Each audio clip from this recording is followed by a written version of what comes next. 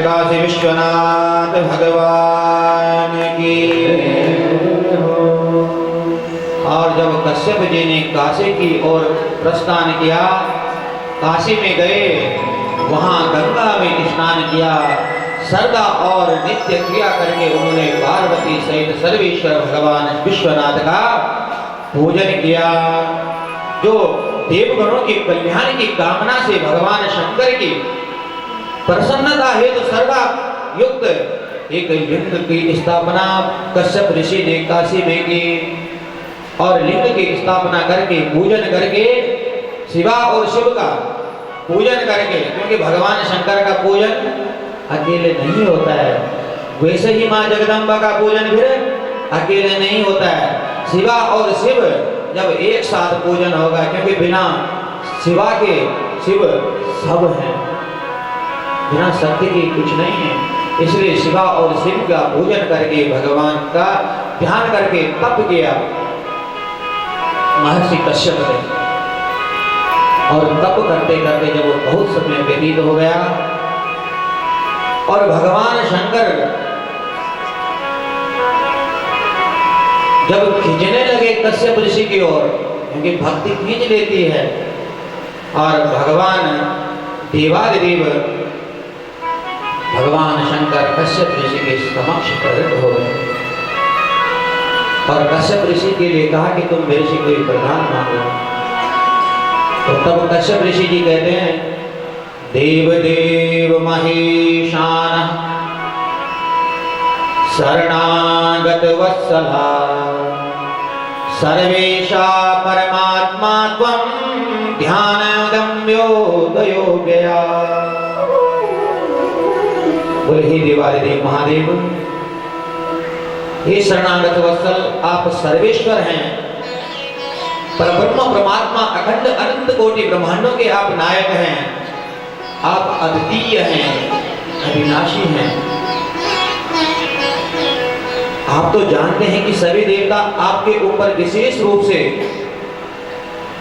निर्भर हैं, सभी देवता आपके ही भक्त हैं।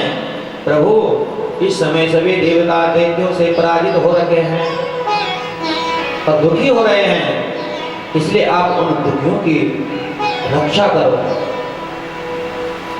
शरणं ते प्रपन्नोऽस्मि सर्वताहं महेश्वरा कामं मे पूरया स्वामिन् देव दुःखं विनाशया।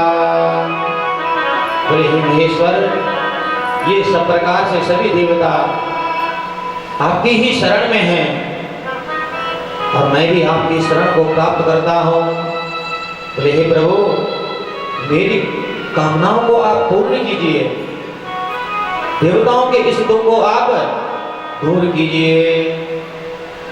और जब कश्यप ऋषि जी ने इस प्रकार भगवान शंकर से कहा, तो नंदीश्वर कह रहे हैं कि इस प्रकार कहे जाने पर सर्वेश्वर जो भगवान शंकर हैं, उन्होंने तथास्तु कह दिया और ये कह करके अंतर ध्यान हो गए। और ततः शंकर सर्वः सत्यम कर्तुं स्वकं वचः सुराभ्यां कश्यपाजज्ञे एकादश स्वरूपवान्। नंदीश्वर कह रहे हैं कि हे सनत कुमारों, उसके बाद संघर्ता भगवान शंकर ने जब अपना वचन कश्यप ऋषि को दिया, तथास्तु कह दिया, तो उस वचन को सत्य करने के लिए कश्यप ऋषि की एक पत्नी है जिसका नाम है सुरभि। कश्यप जी की 13 पत्नियां, तो सुरभि नामक जो पत्नी है, उनके गर्भ से एकादश रूप में, एकादश रुद्र के रूप में भगवान शंकर कश्यप जी के यहाँ प्रकट हो गए। और एकादश जो रुद्र हैं, उनके नाम क्या क्या हैं? कपाले पिंगिलो भीमो विरूपाक्षो विलोहिता शास्ता जपा दहिर्बुधन्यासंसभुष्टंडुभवस्तता।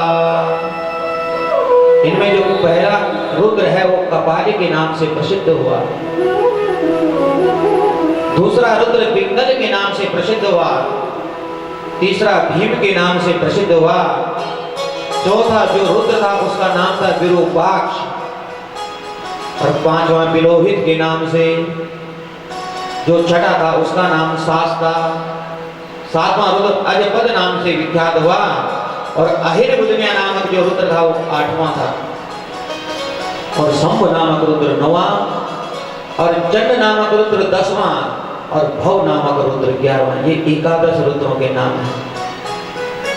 देवताओं की कार्य सिद्धि के लिए कश्यप जी के यहाँ भगवान ने 11 रुद्र रूप धारण किए, और इन्होंने संग्राम में देवताओं के साथ सहायता करके दैत्यों का संहार कर दिया, और उन रुद्रों की कृपा से इंद्रादिक देवताओं ने दैत्यों पर जीत विजय प्राप्त की, और स्वस्थान को वो फिर चले गए। देवताओं को पुनः स्वर्ग प्राप्त हो गया। और सूत जी कहने की हे सोनकादिक ऋषिगणों, इदं वाक्यानममलं सर्व पाप प्रणाशकं धन्यं यशस्यमायुष्यं सर्व काम प्रदायकम। बोले इन 11 रुद्रों की प्रागट्य की कथा जो श्रवण करता है, पहले तो उसके सभी पाप दूर हो जाते हैं, वो निर्मल हो जाता है, और तब भगवान शंकर की कृपा से धन धान्य आदि की प्राप्ति होती है, यश की प्राप्ति होती है, आयु की वृद्धि होती है, और संपूर्ण मनोरथों को सिद्ध करने वाला ये आख्यान है। बोले इसमें कोई संशय नहीं है।